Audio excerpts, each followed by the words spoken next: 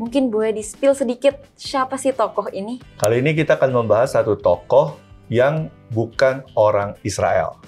Pernah nggak Pak Pendeta berdoa, tapi jawaban dari doa tersebut kayaknya tuh di luar logika manusia?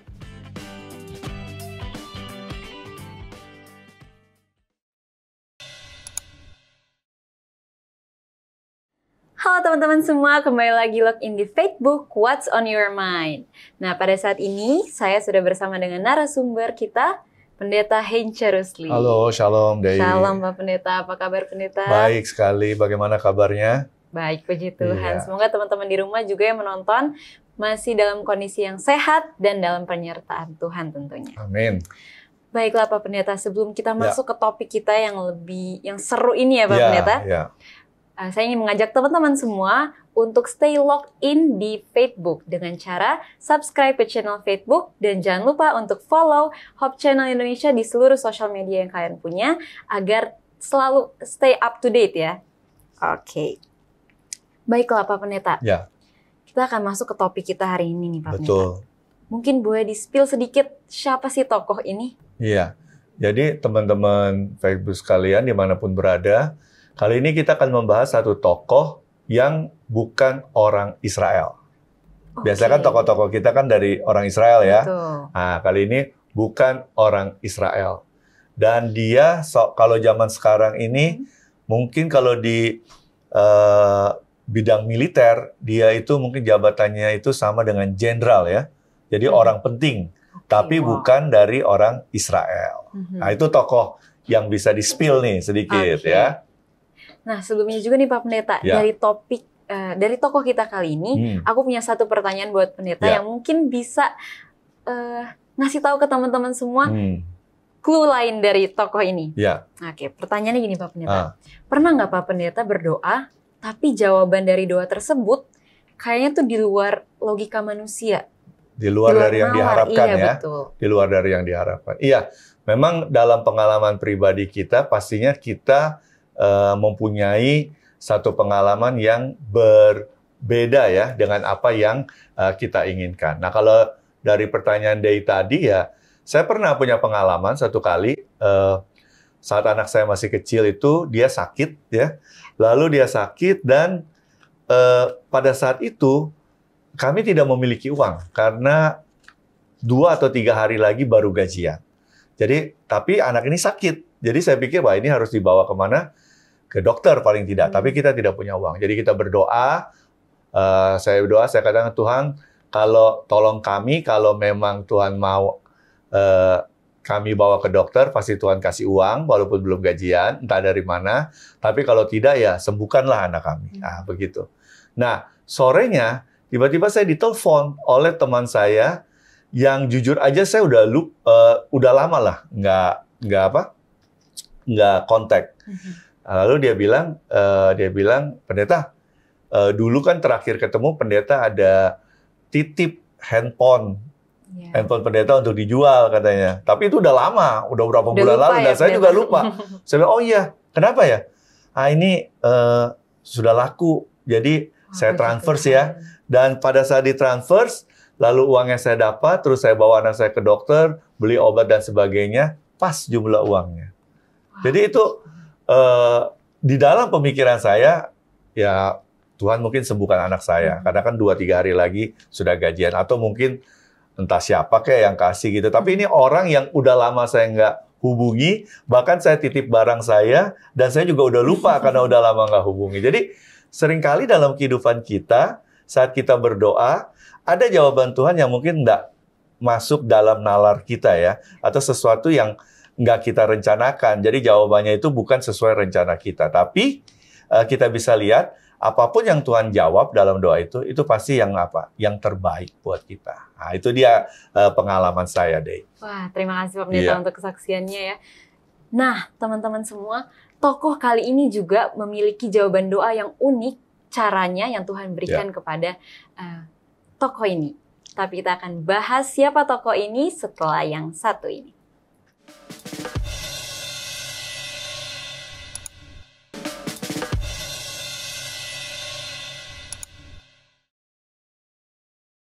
Kembali lagi di Facebook, What's on Your Mind? Nah, Pak Pendeta, kita akan spill nih ke teman-teman penonton semua. Siapa tokoh Alkitab yang akan kita bahas di episode Facebook kali ini? Iya, jadi tokoh yang akan dikulik ya sama kita di episode ini adalah Naaman. Naaman, tokoh yang sering banget kita dengar, terutama orang-orang Kristen ya. Iya, dari kecil ya diceritain oleh orang tua kita atau oleh guru-guru di gereja kita tentang apa? Naaman. Iya, betul sekali. Nah, Pak Pendeta, sebenarnya siapa sih Naaman ini menurut Alkitab? Ya, jadi teman-teman Facebook sekalian, untuk kita kulik kali ini tokoh Naaman, saya undang kita untuk membuka Alkitab ya. Kita membuka Alkitab, kita fokus kali ini di buku 2 Raja-Raja pasal ke-5 ya, pasal ke-5. Nah, saya minta tolong Dei untuk baca dimulai ayat pertama dulu ya, ayat pertama. Siap, Pendeta. 2 Raja-Raja 5 ayat yang pertama, Naaman disembuhkan. Naaman, panglima Raja Aram, adalah seorang terpandang di hadapan tuannya dan sangat disayangi, sebab oleh dia Tuhan telah memberikan kemenangan kepada orang Aram. Tetapi orang itu, seorang pahlawan tentara, sakit kusta. Nah, jadi kita lihat di sini nih, Dei, juga teman-teman Facebook sekalian ya. Naaman dari kedudukannya luar biasa, seorang panglima. Zaman sekarang jenderal, ya kan? Dan bukan cuma jenderal, sembarang jenderal, dia seorang pahlawan. Karena membawa banyak kemenangan untuk kerajaan Aram, ya. Jadi di satu sisi, Naaman ini teman-teman Facebook orang yang sangat terhormat, terpandang, orang semua segan sama dia, ya kan? Tetapi di sisi yang lain dikatakan dia sakit kusta. Nah, minta maaf ini pada zaman dulu, khususnya zaman Alkitab, kalau orang kena kusta dianggap orang yang berdosa, seorang yang dikutuk Tuhan. Jadi kita lihat nih, unik nih Naaman, ya. Di satu sisi dia orang yang terhormat, tapi di sisi lain dia dianggap orang yang apa? Terkutuk karena sakitnya. Jadi iya betul kan. Jadi kalau kita bisa bayangkan kalau misalnya Naaman ada di tengah-tengah orang banyak, orang juga agak bingung nih bersikap sama dia. Satu sisi orang mau respect sama dia karena dia memang pahlawan, kedudukan tinggi, tapi di sisi yang lain orang mungkin takut deket-deket dia karena ketularan kan, karena dia sakit kusta. Jadi kita bisa lihat ya bagaimana kehidupan Naaman secara pribadi itu serba salah ya, bertemu orang banyak, serba salah dia. Di satu sisi orang mau hormat sama dia karena kedudukannya, tapi di sisi lain orang juga takut deket-deket dia karena apa? Karena penyakitnya. Nah, yang menarik teman-teman Facebook di sini, arti nama Naaman ya. Arti nama Naaman itu pleasantness, yaitu artinya menyenangkan. Jadi arti namanya menyenangkan, tapi hidupnya tidak semenyenangkan artinya, iya, bahkan mungkin menyedihkan ya dengan sakit yang dia derita. Nah, itu dia. Nah, untuk selanjutnya kita bisa lihat di ayat 2 dan 3. Tolong Dei baca. Ayat 2 dan 3. Orang Aram pernah keluar bergerombolan dan membawa tertawan seorang anak perempuan dari negeri Israel. Ia menjadi pelayan pada istri Naaman. Ayat yang ketiga, berkatalah gadis itu kepada nyonyanya, sekiranya tuanku menghadap Nabi yang di Samaria itu, maka tentulah Nabi itu akan menyembuhkan dia dari penyakitnya. Nabi. Iya, jadi kita lihat di sini, kita nggak tahu ya, Alkitab tidak ceritakan berapa lama Naaman menderita kusta. Mungkin hitungan bulan, mungkin juga hitungan tahun. Ya kita nggak tahu, karena Alkitab tidak ceritakan. Tetapi kita lihat di sini bahwa Naaman sakit kusta, dan tentunya dia mengharapkan apa? Kesembuhan. Ya kan teman-teman, dia mengharapkan kesembuhan, ya. Dan ceritanya di sini ada seorang gadis muda ya, mungkin remaja mungkin ya, usia 12-13 tahun yang menjadi tawanan dan bekerja menjadi asisten rumah tangga lah zaman sekarang di rumah Naaman, yang memberi info tentang seorang nabi yang dapat menyembuhkan. Nah, itu dia ceritanya di situ. Nah, kalau kita bisa lihat di sini, Dei ya, pertanyaannya apa Naaman itu nggak pernah datang ya ke tabib-tabib yang lain? Nah, menurut kamu gimana tuh? Itu jadi pertanyaan saya sebelum juga tuh, Pendeta. Gadis tawanan ini ceritakan tentang nabi yang bisa menyembuhkan sakit kustanya. Kira-kira gimana ya? Apa dia pernah nggak ya pergi ke tempat-tempat lain, tabib-tabib atau sebagainya? Kalau dari Alkitab sih pernah ya pendeta, Iya. karena pastinya seorang pahlawan, Itu seorang yang dia, terpandang, itu dia pasti akan mencari berbagai macam cara. Tentunya dia juga punya uang yang banyak ya Iya, pendeta. dia punya uang yang banyak dan Betul. pasti dia mencari apa kesembuhan. Jadi dia sudah pergi ke sana kemari. Sayangnya sampai gadis itu ceritakan di ayat 23 Iya. tadi tentang nabi yang bisa sembuhkan, berarti Naaman belum sembuh ya, belum Iya, sembuh. betul. Nah, teman-teman Facebook bisa lihat di sini ya. Kita juga mungkin seperti Naaman ya. Saat kita sakit, lalu kita sudah pergi ke sana kemari, ke dokter yang dianggap terbaik lah ya, lalu nggak sembuh, pastilah kalau ada orang kasih info, oh ke dokter sana aja, dia bagus kok, bisa itu menyembuhkan sakit kamu. Sepertinya kita akan rela ya untuk pergi ke sana, walaupun jaraknya jauh mungkin, Betul. bayarnya mungkin mahal, tidak seperti dokter-dokter lainnya, tapi kita mau apa? Kita mau sembuh, Kesembuhan. jadi kita pergi. Ya, itu dia. Itu juga yang menjadi masalah di generasi zaman sekarang ya pendeta. Ya. Kita sering kali kalau misalkan ada masalah, terutama masalah yang paling sering apa sih di tengah-tengah anak remaja, kayak sakit hati, Iya. apa. Justru kita malah pergi ke orang-orang yang kurang tepat mungkin ya, Betul. bukan langsung datang ke Tuhan, tapi kita justru mencari orang yang, contoh aja kalau misalkan anak muda zaman sekarang, mungkin pergi ke tarot reader, Oke, iya. ya untuk Ya, baca ya. gimana caranya untuk menyembuhkan ini. Betul. Ya, karena latar belakang Naaman bukan orang Israel ya, orang Aram Iya, ya. betul. Memang Alkitab tidak ceritakan sih Iya, dia kemana kebetulan, aja. betul. Tapi kalau kita lihat secara logika Alkitab, teman-teman Facebook, udah pastilah dia pergi ke tabib-tabib, orang pintar dan sebagainya untuk apa? Mendapatkan kesembuhan, dan sayangnya dia tidak sembuh juga. Jadi sekarang gadis tawanan itu bilang ya, kabarkan bahwa pergi ke nabi ya, nabi orang Israel yang dapat apa? Menyembuhkan. Seperti yang tadi saya katakan, kalau orang sudah pergi kemana-mana sakit ya, nggak sembuh-sembuh, kadang-kadang kan hopeless ya, putus asa. Jadi informasi apapun yang didapat biasanya dia akan jalani, dan itu juga dijalani oleh Naaman. Nah, singkat cerita, coba kita lihat di ayat 9 dan 10, masih di 2 Raja-Raja. 2 Raja-Raja 5 ayat 9. Kemudian datanglah Naaman dengan kudanya dan keretanya, lalu berhenti di depan pintu rumah Elisa. Ayat yang ke-10, Elisa menyuruh seorang suruhan kepadanya mengatakan, "Pergilah, mandi 7 kali dalam sungai Yordan, maka tubuhmu akan pulih kembali, sehingga engkau menjadi tahir." Iya, jadi Naaman pergi nih ya, jarak cukup jauh ya dari kerajaan dia ke kota Samaria. Betul. Ya, untuk bertemu dengan Nabi Elisa. Teman-teman Facebook tahu ya, Nabi Elisa latar belakangnya adalah dia adalah murid dari Nabi Elia ya, yang diangkat hidup-hidup ke surga. Lalu karena sudah tidak ada Nabi Elia, Nabi Elisa lah yang menjadi nabi buat orang Israel. Nah, kalau dibaca di ayat 9-10 ini, kesannya Nabi Elisa anggap enteng ya, meremehkan ya, karena nggak datang kan. Betul sekali. Jadi dia datang capek-capek jauh, bayangkan ya teman-teman Facebook ya, dia ini kan seorang jenderal, orang terpandang, sedang mencari kesembuhan, putus asa mungkin ya, mencari kesembuhan. Lalu dia datang jauh-jauh, ketemu dengan Nabi, yang dia harapkan pasti Nabi bertemu dong sama dia. Welcome ya kan, basa-basi kayak apa. Tapi Nabi nggak ketemu, dia suruh utusannya aja, mungkin hambanya Nabi ya, untuk ngomong apa yang harus dilakukan. Jadi pasti jengkel sekali Naaman di situ ya. Dan itu kita bisa lihat di ayat selanjutnya. Coba tolong baca di ayat 11-12. Di ayat yang ke-11, tetapi pergilah Naaman dengan gusar sambil berkata, "Aku sangka bahwa setidak-tidaknya ia datang keluar dan berdiri memanggil nama Tuhan Allahnya, lalu menggerak-gerakkan tangannya di atas tempat penyakit itu, dan dengan demikian menyembuhkan penyakit kustaku." Ayat yang ke-12, bukankah Abana dan Parpar, sungai-sungai Damsyik, lebih baik dari segala sungai di Israel? Bukankah aku dapat mandi di sana dan menjadi tahir?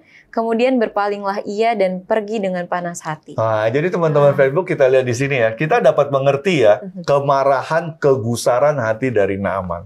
Udah capek-capek jauh datang, mengharapkan kesembuhan di tengah-tengah keputusasaan dia, ya. Lalu sambutannya nggak seperti yang dia inginkan, ya kan? Bukan Nabi yang datang, Nabi suruh utusannya. Lalu udah begitu, apa yang dia harapkan kan seperti yang dikatakan tadi, yang dia harapkan, dan itu bisa jadi itulah yang dilakukan tabib-tabib sebelumnya.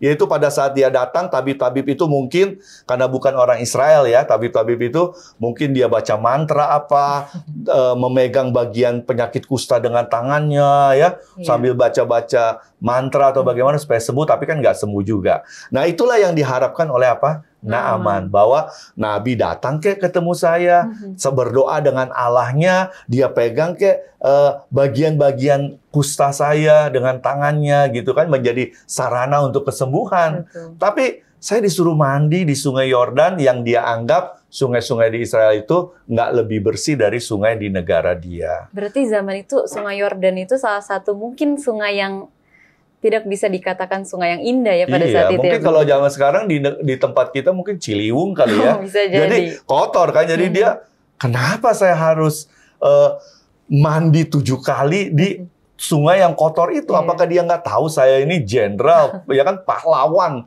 di kerajaan saya? Jadi menarik ya teman-teman Facebook.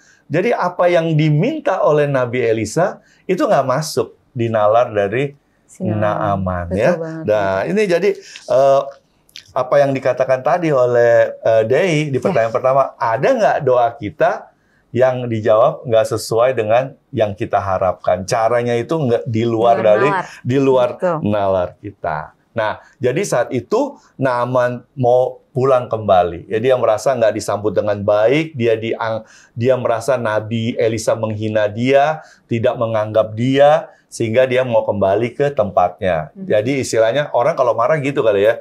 Jadi walaupun nggak mendapatkan apa-apa, ya udahlah, yang penting saya pulanglah daripada harga diri rusak. Kira-kira gitu.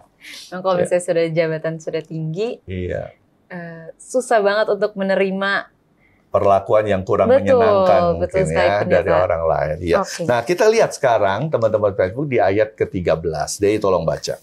Ayat yang ke-13, tetapi pegawai-pegawainya datang mendekat serta berkata kepadanya, "Bapak, seandainya Nabi itu menyuruh perkara yang sukar kepadamu, bukankah Bapak akan melakukannya? Apalagi sekarang ia hanya berkata kepadamu, mandilah, dan engkau akan menjadi tahir." Nah, ini teman-teman Facebook ini menarik. Cerita Naaman nih memang cerita yang biasa, kita udah dengar mungkin dari kecil, tapi tetap ada bagian-bagian yang menarik. Nah, kita lihat di sini. Mungkin seringkali kalau kita bicara kisah Naaman, fokus kita hanya kesembuhan Naaman. Dalam arti tokohnya Naaman dan Nabi Elisa. Nah, ini ada satu golongan, satu tokoh di sini, satu golongan, yaitu apa? Pegawai-pegawai Naaman. Lihat di sini. Pegawai-pegawai Naaman, mereka itu sangat menginginkan tuannya sembuh. Betul kan? Mereka mengiringi dia, datang jauh-jauh juga, ya. Lalu pada saat mereka melihat tuannya marah karena perlakuan yang tidak pantas dianggap oleh Nabi Elisa kepada Naaman, lihat di sini. Bagaimana respon pegawai-pegawainya? Mereka manas-manasin nggak? Mereka provokasi nggak? Oh iya betul nih Tuan Naaman, Jenderal Naaman, Nabi ini nggak menghargai sama sekali nih, nggak ketemu lalu disuruh mandi, udah kita pulang lah. Kalau begitu ceritanya, Naaman nggak akan sembuh. Tapi dikatakan pegawai-pegawai itu tetap menginginkan kesembuhan dari tuannya. Nggak tahu berapa banyak, pasti lebih dari satu. Makanya disebut pegawai-pegawainya. Ya. Berarti ini orang-orang Aram juga. Orang-orang Aram juga, ya, yang mengharapkan kesembuhan lah buat Naaman. Dan mereka kuatkan Naaman ya. Betul. Mereka kuatkan, mereka katakan, udahlah lakukan aja apa yang harus diperintahkan oleh Nabi. Apa susahnya sih? Cuman mandi. Kalau hasilnya sembuh, kan luar biasa. Betul. Apa susahnya cuman mandi aja 7 kali ke dalam sungai itu, ya kan? Nanti sembuh juga. Jadi kita lihat di sini ya teman-teman Facebook. Seringkali dalam cerita-cerita Alkitab bukan cuma Naaman ya, tokoh-tokoh yang lainnya. Kita hanya fokus kepada tokoh utamanya, tapi kita nggak lihat cerita atau kita mungkin kurang meneliti tokoh-tokoh yang ada di balik tokoh utama itu. Nah, sama kayak Naaman, ya. Sama kayak Naaman. Pegawai-pegawai itu kita nggak tahu berapa jumlahnya, apapun jabatannya, pokoknya mereka pegawainya Naaman yang ikut mengiringi, yang sama capeknya dengan Naaman, jauh dari Aram ke Samaria untuk bertemu Nabi Elisa. Walaupun dalam keadaan capek, walaupun mereka juga mungkin merasa kok ini Nabi nggak menghormati Tuhan saya ya yang udah datang, tapi mereka tetap cool begitu kan? Mereka tetap support tuannya untuk apa? Sembuh. Mereka tetap fokus, kedatangan mereka adalah tuannya bisa apa? Sembuh. Jadi apapun yang disuruh, yang penting apa? Sembuh. Nah, itulah yang mereka katakan ya. Jadi menarik, mungkin kita sebagian besar kita kalau dengar cerita Naaman nggak pernah kita pikirin pegawai-pegawainya ini yang apa? Mensupport dia untuk dia apa? Dia sembuh. Mungkin ini bisa kita realisasikan ke dalam kehidupan kita ya, Pendeta, terutama bagi teman-teman yang mungkin sudah bekerja. Mungkin kita bisa harus tetap fokus, tetap kepala dingin dalam menghadapi masalah-masalah yang ada di kantor, terutama yang perkara-perkara yang diberikan sama atasan kita. Iya, begitu. Iya, jadi bukan cuma kantor kali ya, teman-teman yang kuliah juga mungkin menghadapi dosen yang killer gitu ya, atau bagaimana ketua kelas atau mungkin ketua kelompok, apa kegiatan-kegiatan organisasi kepemudaan atau di perkuliahan yang mungkin menyita waktu, yang membuat cepat gusar dan sebagainya. Nah, ini kita harus lihat nih dari pengalaman Naaman, betapa Naaman ya beruntung memiliki pegawai-pegawai yang tetap kepala dingin menghadapi itu. Karena fokus. Jadi pegawai-pegawai ini fokus. Datang ke Samaria, misinya jelas. Yaitu apa? Kesembuhan bagi tuannya. Kesembuhan bagi Naaman. Jadi mereka apa? Mereka bisa membujuk, ya, menurunkan tensinya Naaman yang marah-marah menjadi apa? Menjadi cooling down gitu ya, menjadi tenang lagi untuk dapat melaksanakan apa yang diminta oleh Nabi Elisa. Nah. Dan singkat cerita akhirnya Naaman menuruti ya Pendeta apa yang dikatakan oleh Nabi Elisa dan mendengarkan juga saran-saran dari pegawai-pegawainya. Iya, jadi dalam hal ini kita bisa lihat ya teman-teman Facebook ya, dalam kehidupan kita seperti yang tadi Dai bilang, bisa saja kita bukan tokoh utama. Betul. Bisa aja kan nggak selalu kita menjadi tokoh utama kan di komunitas kita, di keluarga kita, bisa aja kita bukan tokoh utama. Tetapi walaupun kita bukan tokoh utama, kita tetap fokus sama misinya apa, komunitas kita, kelompok kita. Dan kalau seandainya pemimpin kita mungkin melenceng atau bagaimana dengan karena kepribadiannya atau karena persoalan hidupnya pribadi, gitu ya. Nah, kita sebagai orang-orang pendukung itu bisa apa? Bisa tetap mensupport, bisa tetap mengingatkan, ini loh misinya, supaya pemimpin kita atau tokoh utama itu apa? Kembali ke jalan yang benar, maksudnya kembali untuk bisa apa? Menyelesaikan misi dan kita tetap apa? Mendorong dalam arti mendukung dari belakang. Nah, kalau kita lihat juga, ada untungnya juga bagi pegawai-pegawainya kan, jadi mereka tidak harus. Mungkin pada saat itu mereka juga jaga jarak nggak sih Pak Pendeta sama? Oh ya udah pasti, karena kan namanya orang sakit kusta ya. Jadi mereka mengiringi ya pasti ada jarak lah, sudah pasti. Betul banget. Jadi ingat teman saya juga sempat ada yang kena cecer air. Rasanya tuh kayak takut-takut walaupun misalnya dia udah sembuh, tapi rasanya takut aja untuk bisa. Ada kayak ada ganjelan gitu ya, kalau mau deket-deket banget. Iya benar. Kurang lebih seperti itulah yang dirasakan oleh Naaman ya Pendeta. Nah, Pak Pendeta, kita akan bahas lebih lanjut lagi mengenai Naaman. Dan bagaimana kehidupannya setelah ia menuruti apa yang Nabi Elisa katakan dan mentaati apa yang pegawai-pegawainya sarankan kepada dia. Namun, kita akan bahasnya lebih lengkap lagi setelah yang satu ini.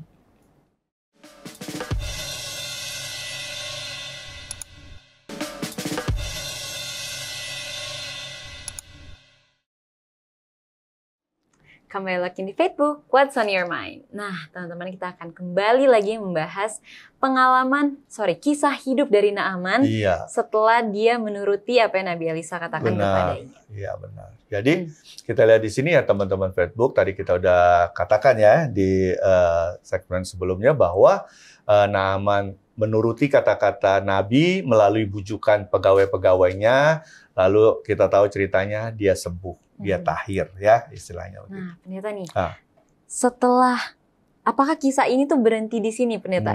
Dia sembuh lalu selesai? Pasti ada lanjutannya kan? Jadi menarik nih teman-teman Facebook karena kisahnya nggak sampai di sini, dalam arti dia sembuh, dia tahir lalu dia pulang, bersukacita lah dia. Enggak, tapi ada cerita yang lainnya yang mengiringi cerita kesembuhan Naaman yang dapat menjadi pelajaran penting buat kehidupan kita, khususnya kehidupan rohani kita. Nah, jadi pada sebelum Naaman pergi ya menemui Nabi Elisa, Naaman tuh membawa hadiah. Jadi dia jaga-jaga ya, kalau sampai Nabi ini bisa menyembuhkan saya akan berikan hadiah ya. Dan hadiahnya itu luar biasa. Betul. Kita coba balik dulu, tetap di 2 Raja-Raja pasal 5, tapi kita lihat sekarang di ayat 5. Dei akan coba baca. Kita flashback ke belakang lagi ya Iya, berarti, kita pendeta. flashback dulu. Ayat yang kelima, maka jawab Raja Aram, baik, pergilah dan aku akan mengirim surat kepada Raja Israel. Lalu pergilah Naaman dan membawa sebagai persembahan 10 talenta perak dan 6.000 shikal emas dan 10 potong pakaian. Nah, jadi Banyak. mungkin kalau kita baca ini kita anggap biasa aja ya. Karena kita nggak tahu Kayak ya. kita nggak tahu. Nah, saya mau kasih tahu nih teman-teman Facebook di rumah ya. Jadi kita lihat talenta, 1 talenta itu beratnya 34 kilogram. 1 talenta. Itu berapa talenta tadi dibilang di ayat itu? 10 talenta perak.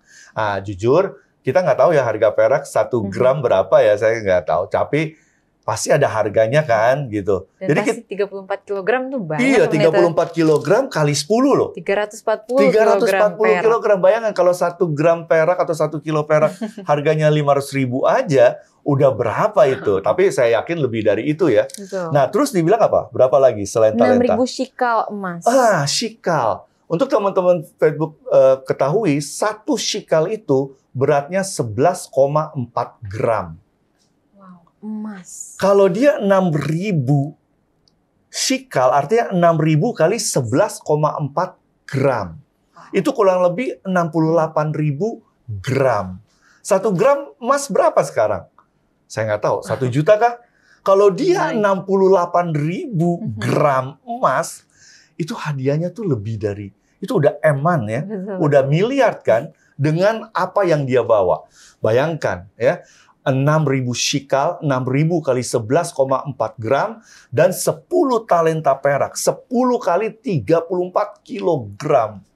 Itu hadiah yang besar sekali. Memang dia orang kaya kan, dia orang terpandang. Jadi teman-teman Facebook bisa lihat, itu yang dia bawa untuk membayar kesembuhan dia sangat besar. Dan pada saat dia kasih ke Nabi Elisa, karena dia sudah tahir, dia sudah sembuh, bagaimana respon Nabi? Nah, kita lihat di ayat 16, masih di 2 Raja-Raja pasal 5. 2 Raja-Raja 5 ayat yang ke-16, tetapi Elisa menjawab, demi Tuhan yang hidup, yang di hadapannya aku menjadi pelayan, sesungguhnya aku tidak akan menerima apa-apa. Dan walaupun Naaman mendesaknya supaya menerima sesuatu, ia tetap menolak. Wah, luar biasa ya. Hadiahnya udah begitu banyak tuh. Iya, Kalau Pak zaman Pendeta. sekarang udah miliar hitungannya ya. Mungkin kalau dihitung-hitung sama pengeluarannya dia sebelum-sebelumnya kepada tabib-tabib, mungkin lebih banyak lagi. Pendeta, Iya, kalau dihitung. lebih besar lagi nih yang dia bawa ya. Untuk apa? Untuk kesembuhan seandainya saat itu ya, sebelum dia ketemu Elisa, kesembuhan. Kalau dia sembuh, dia akan kasih seperti ini. Dan dia kasih, memang dia sembuh, nyatanya dia sembuh, dan dia kasih. Tapi teman-teman Facebook bayangkan ya, hadiah yang begitu banyak yang kalau zaman sekarang kita hitung miliaran jumlahnya, itu ditolak oleh Nabi Elisa. Bahkan dikatakan situ apa? Walaupun Naaman mendesak dia, maksa gitu ya, tetap Nabi katakan apa? Tidak. Dan dia tidak terima. Ya, dia tidak terima. Tapi ceritanya nggak sampai di sini, ya kan? Bukannya dia pulang sudah itu, memang dia pulang, tapi belum sampai di rumah dia, di kerajaan dia. Nah, ada satu peristiwa yang terjadi. Nah, ini kita bisa baca di ayat 21 sampai 23, tetap di 2 Raja-Raja pasal 5. 2 Raja-Raja 5 ayat 21 sampai 23. Lalu Gehazi mengejar Naaman dari belakang. Ketika Naaman melihat ada orang berlari-lari mengejarnya, turunlah ia dengan segera dari atas kereta untuk mendapatkan dia dan berkata, "Selamat." Jawabnya, "Selamat, Tuanku Elisa menyuruh aku mengatakan, baru saja datang kepadaku 2 orang muda dari pegunungan Efraim dari antara rombongan Nabi. Baiklah, berikan kepada mereka setalenta perak dan 2 potong pakaian." Naaman berkata, "Silakan, ambillah 2 talenta." Naaman mendesak dia dan membungkus 2 talenta perak dalam 2 pundi-pundi dan 2 potong pakaian, lalu memberikannya kepada 2 bujangnya. Mereka ini mengangkut semuanya di depan Gehazi. Iya, jadi kita lihat di sini ya, Elisa menolak. Dia tidak tergiur miliaran rupiah hadiah itu. Tetapi hambanya Elisa, Gehazi. yang bernama Gehazi, merasa sayang ya. Masa sih hadiah begitu banyak, nggak diambil Ditolak. sedikit gitu ya. Oke lah, nggak usah diambil semua, sedikit aja. Jadi dia katakan hal seperti yang dibaca tadi. Itu kebohongan ya. Dia bilang ada 2 orang datang, perlu bantuan. Lalu dia minta sih nggak banyak sih. Dia nggak minta emas ya. Dia cuma minta 1 talenta perak dan dikasih 2 talenta ya. Nah, teman-teman Facebook kita bisa lihat di sini ya bahwa Gehasi sebagai hamba dari Elisa, dia merasakan sangat sayang rezeki ditolak. Ya. Memang sih ada istilah begitu ya, rezeki jangan ditolak ya. Tetapi dalam hal ini Elisa mau menunjukkan ke orang Aram sebenarnya, bukan hanya kepada Naaman. Jadi teman-teman Facebook di rumah, kita bisa lihat di sini. Saat Elisa menolak hadiah dari Naaman yang jumlahnya miliaran itu, bukan sekedar Elisa seorang yang jujur dan tidak mau menerima hadiah Naaman. Tetapi di sini Elisa mau menunjukkan khususnya bagi orang Aram ya, bahwa kesembuhan Naaman tidak diiming-imingi dengan hadiah. Kesembuhan Naaman itu murni kuasa Tuhan, Allahnya Israel. Sehingga ini dapat menjadi apa? Menjadi satu kesaksian bahwa Allahnya Israel tidak mementingkan itu hadiah, uang, persembahan. Karena kan Allahnya orang yang bukan Israel kan menyembah berhala itu kan mereka kasih persembahan. Kasih hadiah begitu kan kepada patung-patung itu berhala. Nah ini mau ditunjukkan Allahnya Israel, Allah yang hidup, yang mampu menyembuhkan Naaman dari kusta, itu nggak butuh persembahan kalian. Itu adalah semata-mata kuasa dari Allah yang hidup. Sebenarnya itu mau yang disaksikan, makanya Elisa menolak. Tetapi kesaksian ini menjadi ternoda ya dengan sikap Gehasi, yang mana dia meminta ya, berbohong dan meminta dia menunjukkan, hadiah. Sikap serakahnya dia ya. Iya, serakah. Padahal sebenarnya Elisa tuh mau menunjukkan bahwa dia yang menjangkau orang-orang Aram ini untuk mengenal Tuhan. Betul, dengan kesembuhan Naaman tuh menjadi kesaksian yang hidup gitu loh, bahwa Allah Israel hidup dan Allah Israel itu nggak butuh persembahan manusia kalau dia mau tunjukkan kuasanya. Nah, itu dia. Jadi sangat disayangkan ya bahwa seperti misi dari Nabi Elisa ini ternoda ya, istilah gitu ya, ternoda dengan apa yang dilakukan oleh Gehasi, dan tidak salah jika akhirnya Gehasi dihukum. Ya, kalau kita baca ya di ayat-ayat selanjutnya, teman-teman Facebook, akhirnya saat Elisa bertemu dengan Gehasi, ya, Elisa katakan bahwa sakit Naaman berpindah ke kamu dan keluarga kamu. Jadi satu keluarga Gehazi itu terkena penyakit kusta. Betul, jadi bukan cuma Gehasinya, tapi seluruh keturunannya dikatakan kena sakit itu. Jadi orang kan sering bilang ya, kenapa sih Nabi kejam amat? Nah, itu saya terangkan tadi teman-teman Facebook. Gehasi bukan sekedar serakah, seperti yang dibilang Dei tadi, tapi Gehasi menodai misi Nabi Elisa untuk kemuliaan Tuhan. Untuk bersaksi bahwa Allah Israel itu Allah yang hidup, tidak membutuhkan persembahan kamu saat dia mau menunjukkan apa? Kuasanya. Jadi kita itu dia. Harus hati-hati ya pendeta, betul. terutama dalam menjalankan misi Tuhan. Jangan sampai justru kita jangan sampai keserakahan kita menodai misi itu sendiri. Karena hasilnya akan sangat fatal kan. Sangat fatal, jadi terganggulah kesaksian tentang Tuhan. Betul. Ya kan, karena apa? Karena dengan sikap kita, dengan keserakahan kita.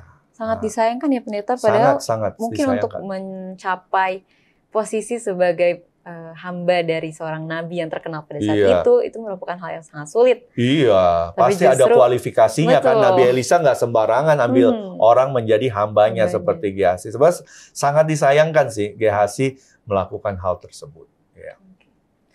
Apa yang menjadi hukumannya justru sangat besar ya, justru yang dirasakan sama orang-orang Aram atau orang-orang yang tidak percaya kepada Allahnya orang Israel.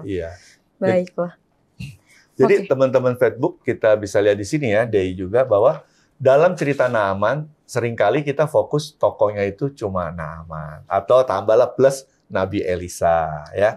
Tetapi sebenarnya kalau kita lihat dalam kisah ini nih, kita udah kulik nih kan, beberapa menit ini kita udah kulik bahwa nggak cuma Naaman dan Elisa sebenarnya, yang menjadi tokoh. Ya taruhlah Naaman, Elisa menjadi tokoh sentral.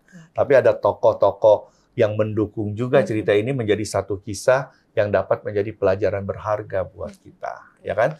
Nah, tokoh pertama kita lihat di sini ada ya sudah pasti Naaman sendiri, ya. Dia seorang jenderal, dia seorang Aram, bukan orang Israel, dia pahlawan tapi dia sakit kusta. Tapi ada yang menarik tuh sebenarnya di ayat 1. Dikatakan kalau kita lihat di ayat 1 tadi yang udah dibaca di awal bahwa kemenangan Naaman karena apa? Karena Tuhan dikatakan. Iya, betul. Iya kan? Di ayat 1 itu, ya, karena campur tangan Tuhan. Jadi dalam hal ini Tuhan ikut andil di dalam kemenangan-kemenangan yang dicapai oleh Naaman. Ini menunjukkan apa? Ini menunjukkan bahwa Tuhan memperhatikan potensi Naaman menjadi saksi yang luar biasa tentang Tuhan kepada orang-orang Aram nanti. Ya kan? Jadi Tuhan berikan itu kemenangan-kemenangan. Diizinkan oleh Tuhan Naaman mendapatkan kemenangan-kemenangan. Karena ayat 1 jelas dikatakan Tuhan yang memberikan kemenangan itu. Jadi Naaman walaupun dia bukan orang Israel, tapi dia sudah masuk dalam rencana Tuhan untuk apa? Memberikan kesaksian tentang kuasa Tuhan bagi orang-orang Aram. Dengan kata lain juga Tuhan melihat semuanya ya Pendeta. Ya. Tidak memandang bulu, tidak memandang agamanya apa, tidak memandang dari suku mana, tapi Tuhan menjaga semua anak-anaknya. Iya, dan dia melihat ada potensi-potensi dari setiap individu, termasuk dalam kisah ini apa? Naaman. Lalu tokoh yang kedua adalah gadis tawanan itu orang Israel, ya kan jelas ya gadis tawanan Israel. Nah, dia orang yang ditawan, tapi dia berani bersaksi tentang Tuhan. Karena dia bilang ini ada nabi Tuhan di Samaria akan bisa menyembuhkan. Coba seandainya kalau nabi itu nggak bisa menyembuhkan. Begitu Naaman pulang bisa digantung itu karena dia kan cuma budak. Berarti dia bohongin saya udah jauh-jauh. Jadi dia beriman ya. Jadi gadis ini bukan cuma beriman tapi dia apa? Berani bersaksi. Pergi. Padahal dia tawanan. Nah, dalam kehidupan kita mungkin kalau kita dalam keadaan terjepit belum tentu kita mau bersaksi. Ya kan? Tapi gadis ini berani bersaksi. Dia punya iman.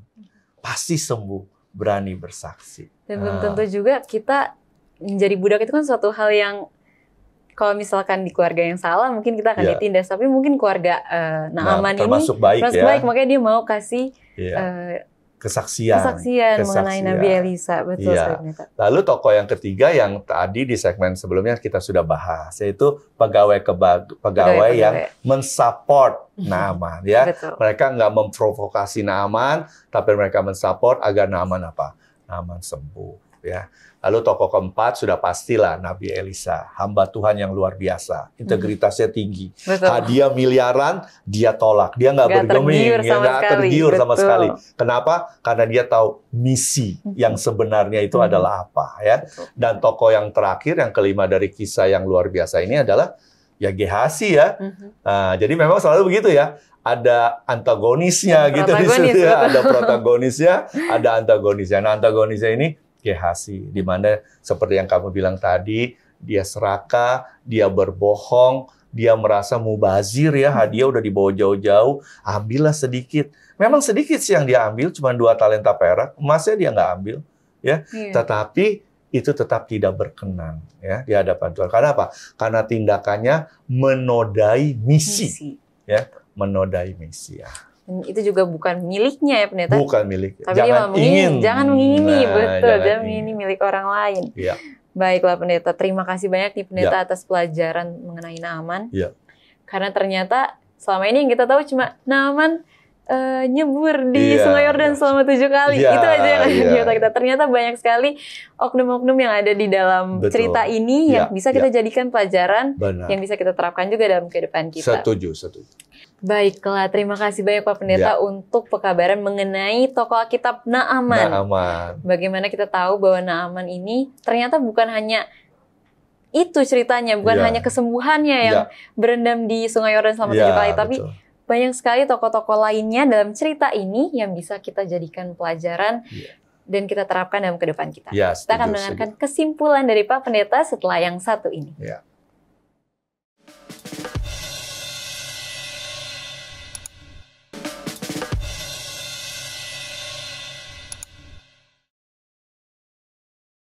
Kembali lagi di Facebook, What's on Your Mind? Nah, teman-teman semua, kita sudah ada di segmen terakhir dari program Facebook kita hari ini, yaitu kesimpulan dari cerita tokoh Alkitab, yaitu Naaman yang akan dibawakan oleh pendeta. Silakan, pendeta. Ya, jadi teman-teman Facebook sekalian, kita lihat di sini ya, kisah Naaman itu kisah yang sangat terkenal. Ya, di kalangan orang Israel juga sangat terkenal. Bahkan Yesus saja mengutip cerita tentang Naaman. Itu kita bisa lihat di dalam Lukas 4 di ayat 27. Yesus katakan bahwa, dan pada zaman Nabi Elisa banyak orang kusta di Israel dan tidak ada seorang pun dari mereka yang ditahirkan selain daripada Naaman orang Syria itu. Jadi Yesus saja terkesan dengan kisah kesembuhan Naaman. Nah, teman-teman sekalian, kita bisa lihat mungkin saat ini kita dalam keadaan tertekan. Mungkin karena kita sakit, mungkin karena tertekan dengan kehidupan sosial kita, mungkin tertekan dalam perkuliahan kita, tertekan dalam usaha pekerjaan kita, dan kita doakan agar kita bisa keluar dari tekanan. Dan bisa saja apa yang terjadi dalam kehidupan kita sesudah kita berdoa, sesudah kita harapkan kita keluar dari tekanan, itu di luar dari harapan kita. Bisa saja jalan keluar yang Tuhan berikan kepada kita itu di luar nalar kita, yang tidak pernah kita harapkan, yang tidak pernah kita pikirkan. Tetapi teman-teman Facebook sekalian, yang mau saya ingatkan adalah sebagai anak-anak Tuhan, kiranya kita berserah penuh kepada Tuhan dalam kehidupan kita. Kita percaya, kita imani, apapun jawaban Tuhan atas doa kita, Tuhan memberikan jalan keluar yang terbaik. Seandainya itu tidak sesuai dengan harapan kita atau tidak sesuai dengan perkiraan kita, biarlah kita jalani itu dengan ketulusan hati, berserah penuh kepada Tuhan, sehingga kita mendapatkan jalan keluar yang terbaik yang Tuhan sudah sediakan bagi kita. Baiklah, terima kasih banyak pendeta. Ya, sama-sama. Tentu sukacita juga bagi kita semua sebagai pengikut Kristus. Benar. Kita sudah mengetahui bagaimana caranya keluar dari masalah-masalah kita. Iya. Tinggal kita lakukan saja dalam kehidupan kita sehari-hari. Ya.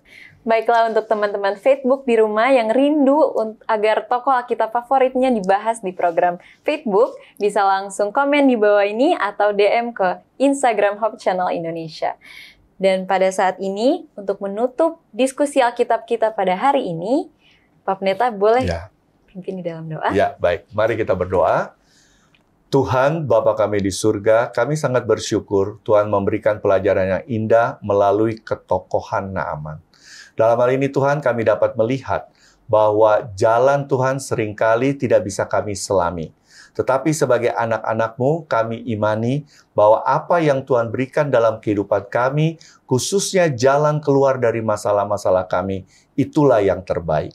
Biarlah Tuhan, Engkau selalu berikan kami hati yang selalu menerima semua perintah Tuhan untuk kami dapat jalankan dalam kehidupan kami, bergantung sepenuhnya kepadamu. Biarlah Tuhan kami izinkan tangan-Mu untuk menuntun dan melindungi kehidupan kami. Sehingga hari lepas hari, kehidupan kami semakin dekat dengan jalan Tuhan. Ampuni Bapa segala dosa kami, doa ini semua dialaskan di dalam nama Tuhan Yesus yang telah menjadi juru selamat kami. Amin. Amin. Baiklah teman-teman semua, diskusi Alkitab pada hari ini telah selesai. Sampai jumpa di episode-episode Facebook selanjutnya. Tuhan memberkati.